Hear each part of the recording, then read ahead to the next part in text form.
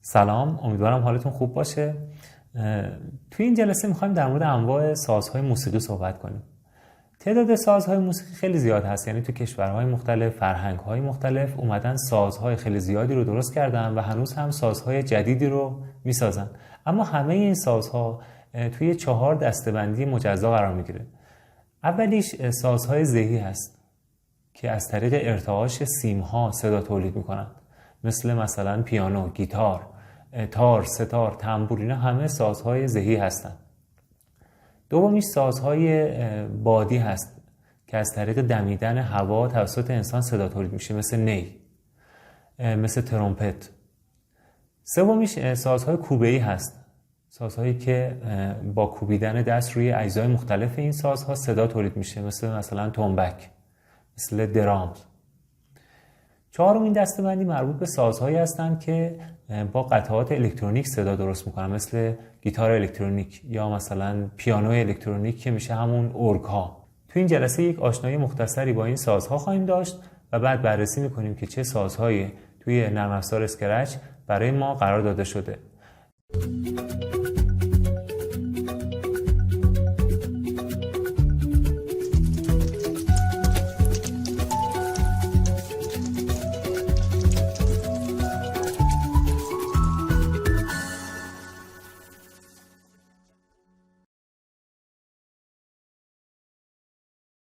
خب انواع سازهای موسیقی که گفتیم تعدادشون خیلی خیلی زیاد هست رو میشه تو 4 دسته‌بندی مختلف طبقه بندی کرد.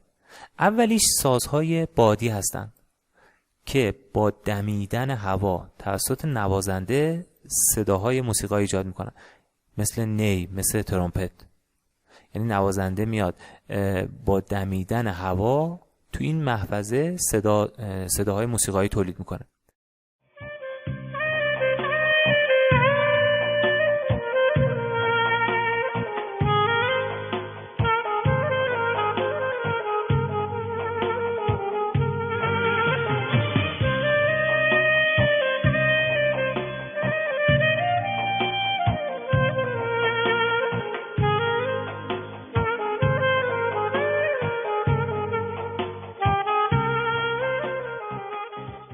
دسته دوم میشن سازهای ذهی که با ارتعاش یا لرزش سیمها تولید صدا میکنن. خود این سازهای ذهی به 4 دسته تقسیم میشن. سازهای ذهی زخمه‌ای که مثل گیتار، ستار، تار، عود یا بربط. این سازها نوازنده میاد با استفاده از انگشتاش این سیمها رو نگه میداره تا طول این سیمی که خیلی محکم کشیده شده کم و زیاد بشه و با دست یا مضراب به این سیمها ضربه میزنه. وقتی که ضربه میزنه اون سیم ارتعاش پیدا میکنه و صداهای موسیقایی تولید میکنه. اون صدا میره تو این محفظه چوبی و وقتی که بیرون میاد یک صدای زیبا و خوشایندی برای ماست. هر کدوم از این سازها هم انگار یک رنگ صدای مخصوص به خودشون را دارن.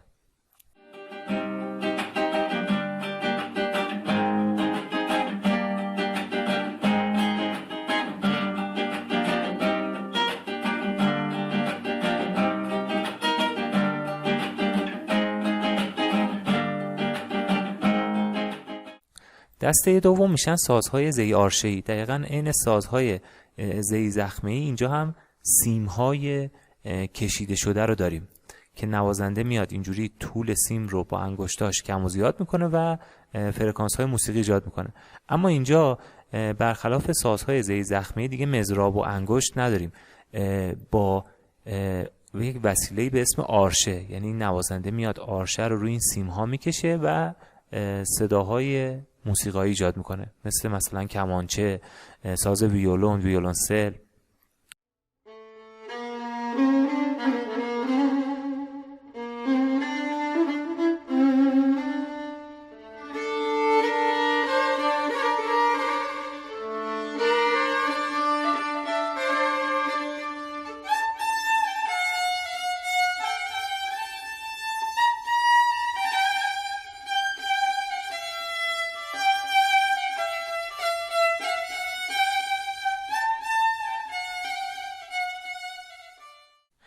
دسته سوم سازهای زهی کوبشی هستند، مثل سنتور. ببینید این سیم‌های کشیده شده که طولشون فرق میکنه با یک وسیله‌هایی روشون کوبیده میشه و صداهای زیبایی درست میشه. اون صدا میره تو این محفظه چوبی و وقتی که خارج میشه صدای فوق‌العاده زیبایی هست. ساز پیانو رو میشه توی هم سازهای زهی کوبشی قرار داد، هم زهی شستیدار. زهی شستیدارها یک سازهایی هستن که دکمه هایی دارن که وقتی این دکمه ها رو فشار میدیم یک چکش کوچیک روی این سیم های پشت ساز انگار ضربه میزنه و میکوبشون و اون صداهای مختلف با فرکانس های مختلف رو برامون ایجاد میکنه.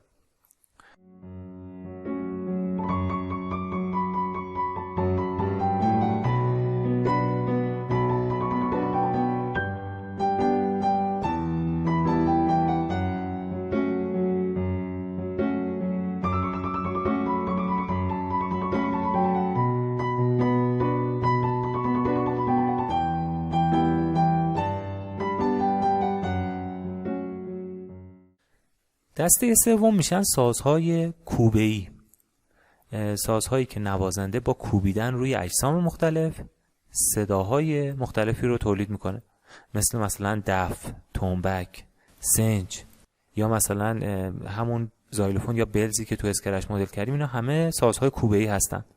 جنسشون هم متفاوته، مثلا فلز میتونن باشن، چوب میتونن باشن، پوست میتونن باشن. میبینید اینا همه جنس‌های مختلف که با کوبیدن صداهای مختلفی رو برامون ایجاد میکنن.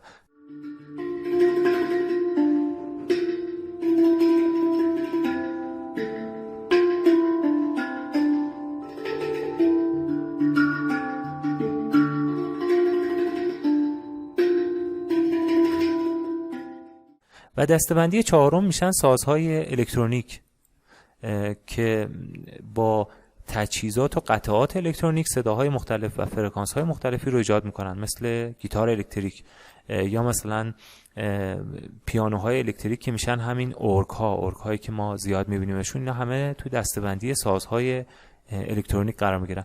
پس تمام سازهای دنیا میشه توی این 4 دسته‌بندی قرارشون داد.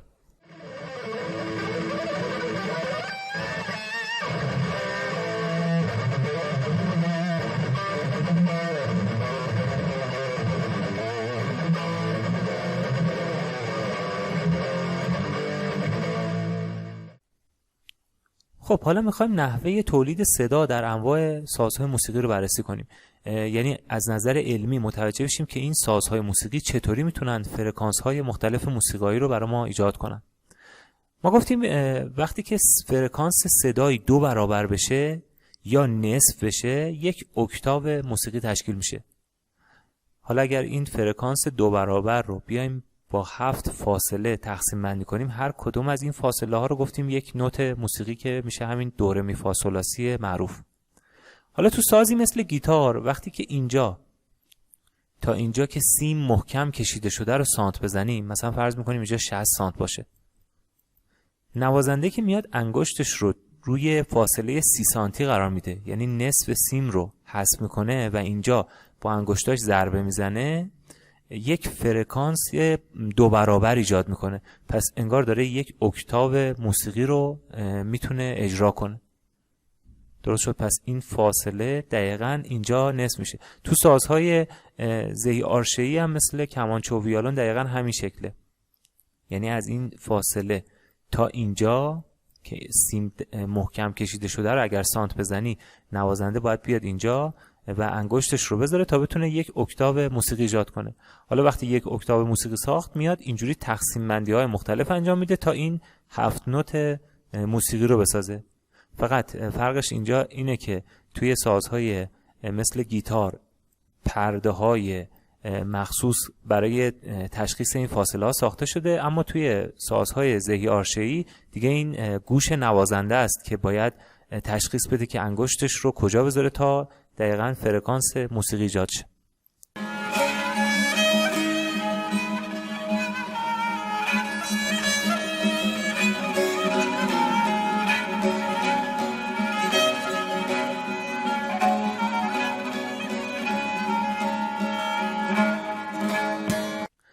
سازی مثل پیانو یا سنتور هم دقیقا همینن. یعنی شما اینجا یک ساز سنتور رو میبینید، از اینجا تا اینجا اگر سانت بزنی دقیقا طولش باید 2 برابر بشه تا بتونه فرکانس 2 برابر رو ایجاد کنه.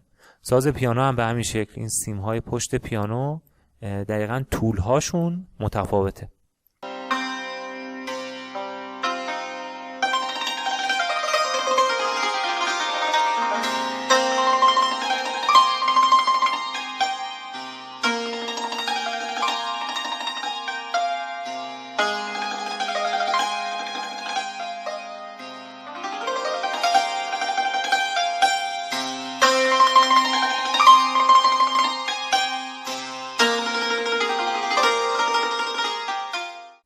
پس سازهای ذهی رو نحوه عملکردشون رو متوجه شدیم. سازهای کوبه‌ای مثل برز یا همین تنبک رو هم قبلا صحبت کردیم. ببینید طول این بخش فلزی باید دقیقاً 2 برابر طول این بخش فلزی این طرف باشه تا یک اکتاو موسیقی تشکیل بشه.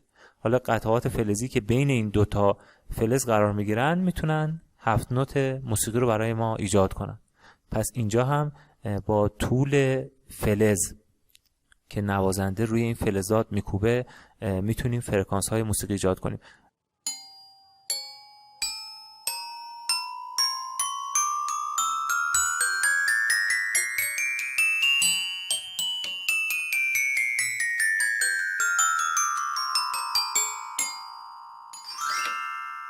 تو سازی مثل تنبک هم یک پوست روی این محفظه چوبی شکل محکم کشیده شده.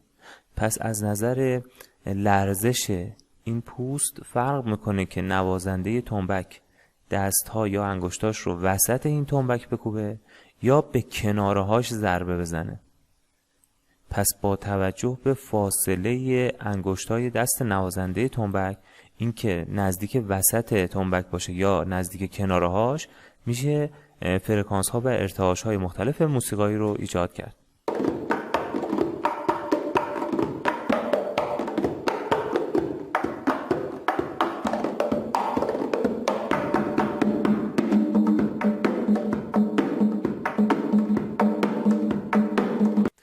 و سازهای بادی هم به همین شکلن.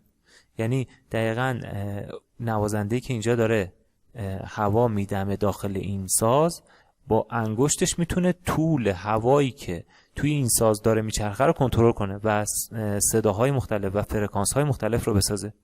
ساز نی با حفره‌ها و سوراخ‌هایی که رو خودش داره این کار انجام میشه. من یک کلیپ توی اینترنت پیدا کردم در مورد این سازهای بادی. این کلیپ رو لطفاً ببینید و خودتون به عنوان کاردستی میتونید یه چنین کاری هم انجام بدید.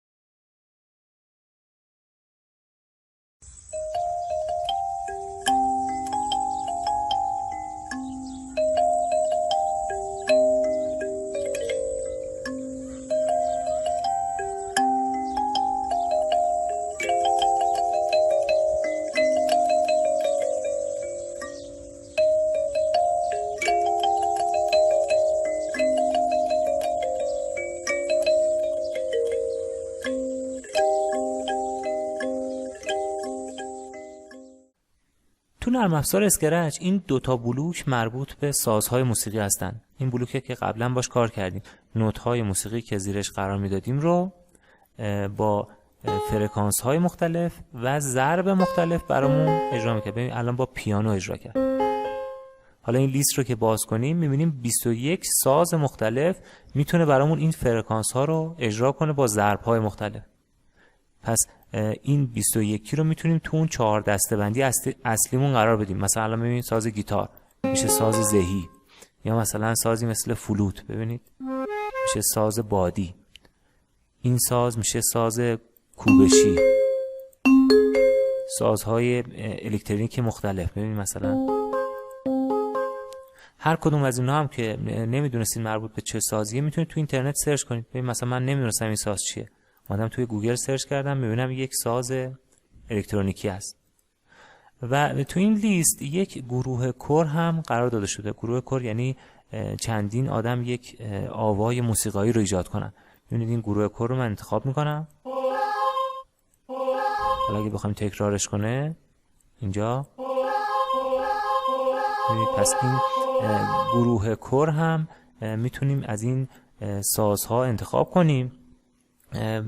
اما این بلوک، خب این بلوک همون سازهایی هستن که گفتم نمیتونن فرکانس های مختلف رو ایجاد کنن. کلی هم لیست اینجا برامون قرار داده، 18 تا افکت صدایی که فقط جلوشو میتونیم ضرب وارد کنیم، یعنی بگیم از نظر ارزش زمانی این صدا چقدر پخش بشه. مثلا ببینید این بلوک ها هم پس میتونیم تو جاهای مختلف موسیقیمون استفاده کنیم. یعنی مثلا اینجوری قطعه موسیقی که داره میاد جلو، اینو بذاریمش اینجا، بگیم همه نیم ضربی باشن، اینجا که رسید نیم ضرب این صدا رو ایجاد کنه. دیگه نمیتونیم براش فرکانس مشخص کنیم، بگیم چه فرکانسی، فقط گفتیم این ساز به اندازه نیم ضرب اینجای قطعه بنوازه. تا اینجا میاد با گروه کور. حالا سازش هم عوض کنم، مثلا بکنمش گیتار. اینجا که میاد با گیتار، بعد اینجا با این افکت صدایی که مربوط به یک سازی هست پخش میشه. حالا میتونیم اینجا هم سازهای مختلف رو انتخاب کنیم، مثلا دست زدن، یا مثلا این رو امتحان کنیم. این یک سنج هست. نکته دیگه که در مورد سازهای اسکرچ باید بگم اینه که بعضی از این سازها مثل ویولنسل، خب نوت‌های موسیقی رو تا انتهای اون ضرب میکشم. ببینید الان من اینجا گذاشتم نوت دو ره دو ضربی. خب حالا اینو دقیقاً کپی میکنم میذارمش اینجا، ولی این دفعه سازش رو میکنم گیتار. خب حالا این دوتا رو خوب گوش کنید. از نظر ضرب و تمپو هم که کاملا با هم برابره. متوجه شدید دیگه؟ ببینید اینجا این صدا یا فرکانس 60 تا انتهای این دو ضرب ادامه پیدا کرد، انگار صدا کش میمد تا پایان دو ضرب. ولی توی ساز گیتار این نوت شماره 60 اسکرچ فقط اول این ضرب صدا میداد و بعد میرفت تا این بلوک شروع شه. یه بار دیگه گوش کنید.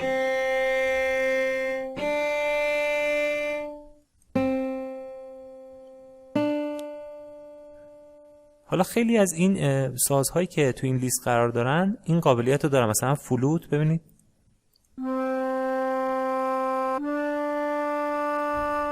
یا مثلا گروه کور دقیقا صدا رو میکشه.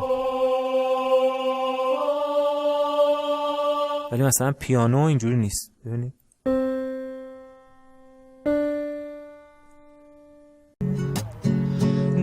گل خونه من، یکی یک دونه من، چراغ خونه من، اومدم باز، نمیخوام گریه کنم واسه مرگ غنچه ها، تو به من هدیه بده پر پرواز.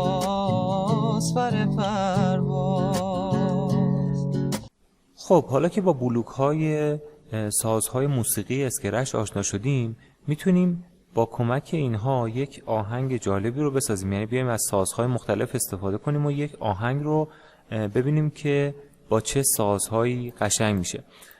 مثل همیشه من میام اینجا توی این بخش و یک بک‌گراند یا تصویر پس زمینه برای اسکرچ هم آپلود میکنم. ببینید اینجا این تصویر رو میذاریم. این نوت آهنگ گل خونه من هست که میزانش تو این کار 3 ضربیه، چون بعضی چیزها رو نگفتم مجبور شدیم اینو میزانش رو 3 ضربی کنیم. ما میزان بندی این کار رو توی اسکرچ به صورت 3 ضربی انجام میدیم. تمپوش هم که گفته 80 و این شکلک گربه هم که دیگه نمیخوایم پاکش میکنیم و از این بخش توی بخش موسیقی یک ساز رو انتخاب میکنم و فعلا واردش میکنم تا بتونیم این بلوک های دستوری اسکرچ رو برای این ساز گیتار بنویسیم، بعد سازش رو عوض میکنیم. خب طبق حرفایی که جلسه قبل زدیم شروع میکنیم به میزان بندی. حالا چون این آهنگ ها دیگه تکراری میشن، من یکی دو میزان از هر آهنگ رو میسازم و برای اینکه زمان فیلممون طولانی نشه دیگه اون میزان ها رو توی فیلم نمیذارم. اینجوری مثلا الان من برای ساخت میزان اول و مثلا سوم اینجوری میام توی بخش مای بلاک یک بلاک درست میکنم، اسمشو میذارم یک. ببینید میزان اول. حالا بلوک های دستوری این میزان اول رو اینجوری ببینید طبق این الگو حرکت میکنم و اینا رو میذارم. بعد میرسه دوباره اینجا، میبینید اینجا طبق این الگوی حرکت باید نوت ها رو بذاریم. الان ببینید برای اینجا ما مثلا 3 تا نوت، اولی 25 صدم، دومی 25 صدم و بعدی نیم. پس اینجا من می‌نویسم نیم، صفر قبل از نیم ممیز رو هم نمی‌نویسم. بعد اولیش طبق این رنگ دیگه، ببینید این رنگ میشه نوت می یا 64 که باید دیگه یواش یواش حفظشون کنیم دیگه، 64 یا می. بعد میشه نوت فا که سبز رنگه، میشه 65 و اون نیم ضربی نوت سول هست که آبی سبزه. اینجا نوت سول 67. درست شد. پس این ستای اول. بعد دوباره یه نیم ضربی دیگه میخوام. اینجا باید نوت لا رو انتخاب کنیم 69 و حالا دوباره میرسیم به 2 تا 25 صدم ضربی. فقط خیلی دقت کنید، الان مهمه که ما اول سی رو بنویسیم یعنی 71 یا اول سول رو بنویسیم. باید این الگوه رو بارها و بارها امتحان کنیم تا جابجا ننویسیم. ببینید این الان اول باید سول نوشته بشه نه سی. پس اینجا می نویسم سول که 67 و سی که میشه 71 و در آخرم یک بلوک یک ضربی داریم که میشه نوت لا یا 69. پس نوت 69 رو هم اینجا تایپ میکنم. درست شد. پس این شد میزان اولم. ببینید این میزان اول. بعد میایم سراغ میزان سوم. میزان سوم رو هم بسازم. اینجوری میایم بالا دیگه، هی اینا رو میاریم بالا. حالا میزان سوم رو هم اگر اینجوری نوتاش رو بذارم دقت کنید طبق این الگو، یعنی اول یه 25 صدم، بعد نیم، بعد 25 صدم، بعد نیم. این خط سفیدم که یعنی بین این دو تا همرنگ فاصله است، یعنی دو تا نوت جدا هست. پس اولیش میشه 69، دومیش که نیمه میشه نوت سول یا 67. پس اینجا می نویسم 67 و دقیقاً همین الگو تکرار میشه. کلیک راست پس دوپلیکیت، این میشه نوت فا یا 65 و بعدیش میشه نوت دوباره فا یا 65. فقط اولی 25 صدم، دومی نیم. دقیقاً طبق این الگو داریم میریم جلو. ببینید الان رسیدیم به این نوت می. پس اولی می رو میذاریم نه سول رو. اینجوری میارمش بالاتر. اول نوت می 64، بعد نوت سول یا 67. حالا ضربهاش رو هم که مشخص کنیم میشه 25 صدم 25 صدم که درسته و در آخر یک بلوک یک ضربی. اینجا می نویسم یک، اینجا می نویسم نوت شماره 65 یا فا. ببینید نوت شماره 65 یا فا. این ضرب ها رو هم که از روی این جدول دیگه، هی ما باید به این جدول نگاه کنیم، این ضرب ها رو از روی جدول بنویسیم، نوتشون رو از روی این جدول بالایی که با رنگ ها بود.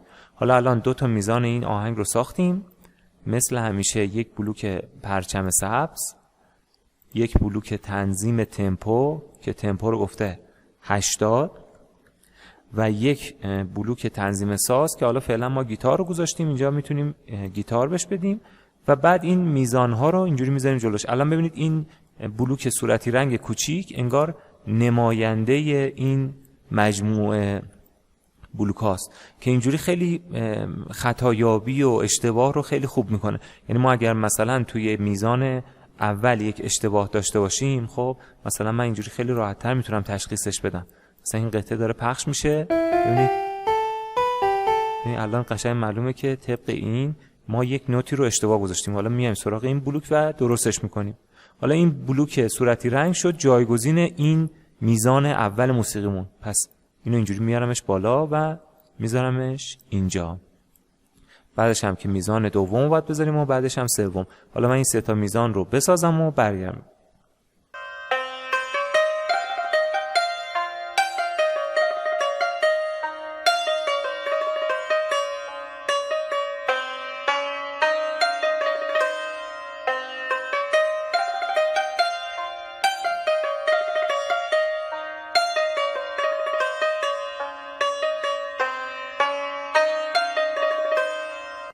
خب الان من 5 میزان این آهنگ زیبای گل و گلخونه من رو ساختم و گذاشتمشون زیر این پرچم سبز و چون گفته که 2 بار باید تکرار بشه، پس ما هم اینجا یک بلوک تکرار دورش میذاریم و اینجوری میتونیم گوشش بدیم.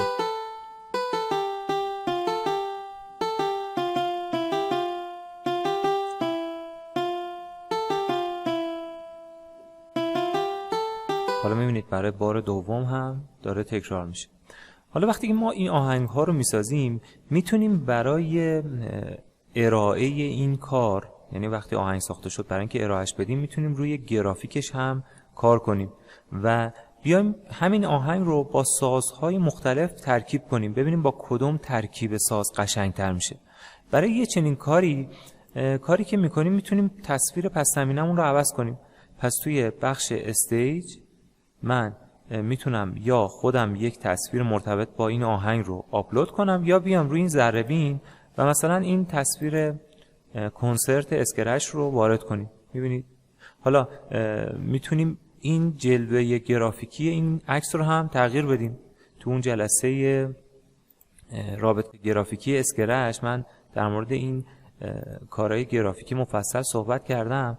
مثلا میتونیم این بلوک رو بذاریم اینجا و رنگش رو انگار تغییر بدیم. ببینید اینجا میام میگم برای همیشه. ببینید حالا اگر یه مقدار این داره سریع تغییر میکنه پس نیاز داریم که یک بلوک ویت یا صبر کن هم براش بذاریم. مثلا بهش میگم 0.3 ثانیه‌ای این جلوه گرافیکیش تغییر کنه. میبینید اینجوری کارهای جالبی هم میشه کرد. خب یک پرچم سبز هم میخواد.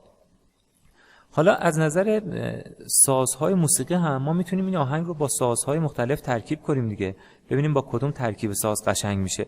پس اینجا رو خیلی دقت کنید. ببینید ما میتونیم اینجوری بیایم یک تصویر موسیقی مثلا گیتار الکتریک رو وارد کنم. وقتی که میام توی این گیتار و این بلوک اصلی رو اینجوری میندازم روی این گیتاره، اینجا انتقال پیدا میکنه ولی چیزی پخش نمیکنه. میدونید چرا؟ چون این بلوک های مای بلاک گیتار برای این یکی منتقل نشده، پس این چیزی پخش نمیکنه. برای اینکه ما بتونیم سازهای مختلفی رو توی کارمون بذاریم، بهترین راهش اینه که اینو من پاک میکنم. بهترین راهش اینه که روش کلیک راست کنیم روی این سازی که براش این آهنگ رو درست کردیم و دوپلیکیت رو بزنیم. ببینید کل این کدهای دستوری این گیتار برای این یکی هم وارد شد. حالا میتونیم اینجوری مثلا سازهای مختلفی رو براش انتخاب کنیم. مثلا من میام ساز فلوت رو انتخاب میکنم. ببینید فلوت صدا رو میکشید دیگه، تا انتهای این ضرب ها صدا رو میکشید برخلاف گیتار. حالا ببینید ترکیب سازهامون قشنگ میشه یا نه. ببینید یه صدای فلوت هم بهش اضافه شد. حالا روی تصویرش هم میتونیم کار کنیم دیگه. مثلا ببینید این گیتار دوم که انتخاب باشه، من میام توی کاستیومز و اینجا میتونم روی این ذره بینه کلیک کنم یا یه عکس خودم عکس فلوت آپلود کنم یا روی این ذره بینه کلیک کنم توی بخش موسیقیش مثلا یک سازی که مربوط به شبیه فلوت باشه، مثلا این ترومپت رو انتخاب میکنم. حالا دومی رو هم وارد میکنیم. ببینید 2 تا عکس ترومپت داشت. مثلا میتونیم دومی رو یه مقدار بگیریم بزرگترش کنیم. یه مقدار بزرگتر شد. این وسطش رو هم که میارم میذارم اینجا. یا مثلا کوچیکترش کنیم. اینجوری یه مقدار از اون شکلش کوچیکترش میکنم. حالا ببینید 2 تا عکس ترومپت داریم. میبینید؟ پس این گیتارا رو دیگه نمیخوام و توی کد نویسیش برای این ترومپته یا فلوته میگم که وقتی که پرچم سبز کلیک شد خب حالتش رو تغییر بده برای همیشه. next کاستیوم، یعنی کاستیوم دومش چی بود؟ مثلا این بوده کاستیوم دومش، مثلا اینو انتخاب میکنم یه مقدارم میچرخونمش. کلی کارای جالب و خلاقانه میشه اینجا انجام داد. حالا به این تصویر دقت کنید، سرعتش هم خیلی زیاده، باید یه مقدار بلوک صبر کنم اینجا بذاریم، مثلا بگیم 0.2 ثانیه هم بین هر تغییرش فاصله باشه. ببینید انگار داره تصویر گرافیکیمون کاملتر و جالبتر میشه. برای این گیتار مثلا میتونیم رنگش رو عوض کنیم. ببینید مثلا من برای تصویر دومش میگم اینو آن گروپ باید بکنم. اول ببینید این گروپه، آن گروپش میکنم، بعد این بخشش رو مثلا رنگش رو یه مقدار تغییر میدم. ببینید رنگش رو تغییر دادم. حالا برمیگردیم به محیط کد نویسیش و اینجا مثلا میتونیم بنویسیم که وقتی که پرچم سبز کلیک شد برای همیشه خب next کاستیوم، یه بلوک مکس هم براش میذاریم مثلا هر 0.3 ثانیه. حالا ببینید، یا میتونستیم مثلا یه کاری کنیم که تکونم بخوره. مثلا اینجا توی کاستیوم عکس دوم که انتخاب میشه من یک مقداری میچرخونمش که انگار این داره تکونم میخوره. ببینید خیلی کارهای جالبی رو از نظر گرافیک میشه انجام داد. حالا اگر ساز دیگه رو خواستید، مثلا من روی این کلیک راست میکنم، میخوام این یکی مثلا گروه کور باشه، پس میام اینجا دوباره اول این بلوکش گروه کور رو انتخاب میکنم. ببینید چقدر این گروه کور صدا رو اینجوری میکشه تا انتهای ضرب و خیلی جالب میشه. حالا برای اینکه تغییرش هم بدیم دیگه یاد گرفتیم، توی کاستیومز اینجا روی این ذره بینه کلیک میکنم، توی بخش موسیقیش مثلا این سینگرش رو وارد میکنم. میتونیم اینجوری رنگ لباسش رو تغییر بدیم، چه میدونم کارهای جالبی رو اینجا انجام بدیم که یا مثلا میکروفون میخوام بهش اضافه کنم، میام توی بخش ذره بین توی موسیقی این میکروفون رو انتخاب میکنم. حالا همه این میکروفون انتخاب روی این دکمه کپی، بعد خواننده انتخاب، پیست. یه مقدار اگه بزرگه میتونیم اینجوری کوچیک‌ترش کنیم یا مثلا بچرخونیمش اینجوری.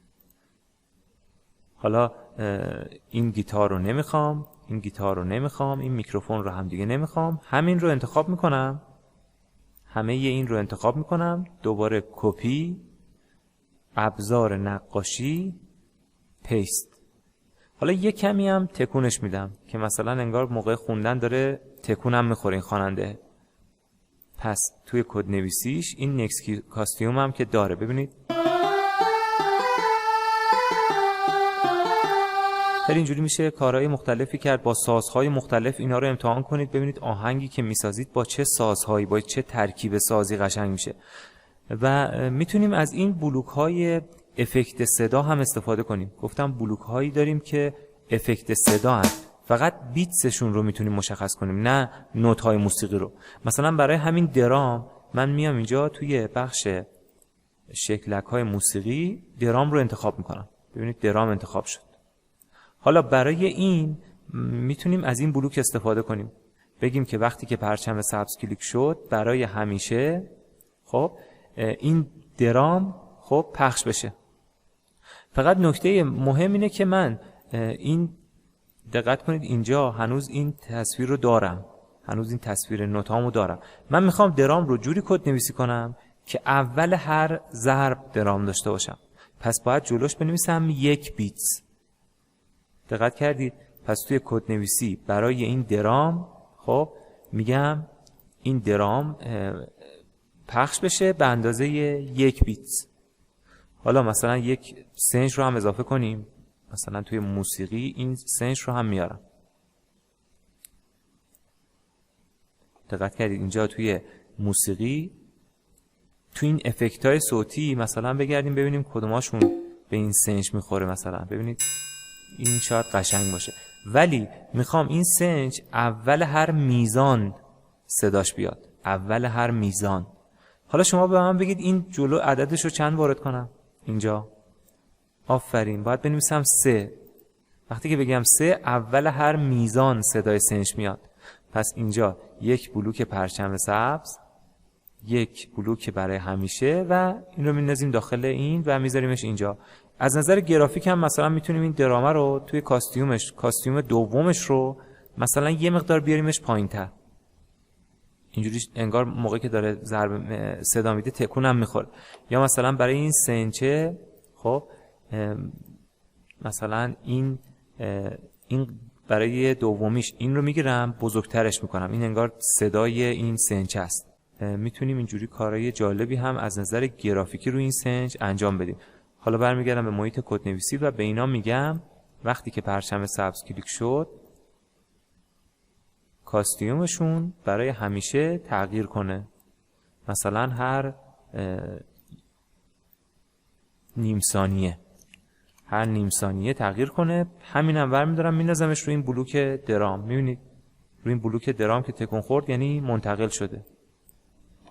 حالا تصویر پس زمینمون رو برمیگردونیم و اینجا توی بک دراپ این رو انتخاب میکنم، تصویر کنسرت رو انتخاب میکنم. حالا میتونیم اینجوری ببینید اول هر ضرب صدای درام داریم، اول هر میزان صدای سنج داریم. خیلی دقت کنید. حالا مثلا میتونیم اینجوری پروژه‌مون رو سیو کنیم و ارائه بدیم. یعنی این آهنگی که ما توی اسکرچ شبیه سازی کردیم، آهنگ گل و گل خونه من رو انگار با سازهای مختلف داریم ارائهش میدیم و کلی جلوه گرافیکی جالب که شما میتونید با خلاقیت خودتون روی رنگ، روی تکون خوردن اینا کار کنید و پروژه‌تون رو خیلی زیباتر کنید برای ارائه. حالا به عنوان تمرین این جلسه از شما میخوام که این آهنگ همه چی آرومه رو توی اسکرچ بسازید با تمپوی 120. حالا میتونید میزان 6 ضربی باشه یا 3 ضربی. من اینجا 6 ضربی گذاشتم. اگه شما خواستید 3 ضربی میزان بندیش کنید اینجا باید یک خط سیاه فرض کنید. ازش هم میتونید عکس بگیرید با پرینت اسکرین و وارد اسکرچش کنید یا من لینک عکسش رو هم براتون میذارم.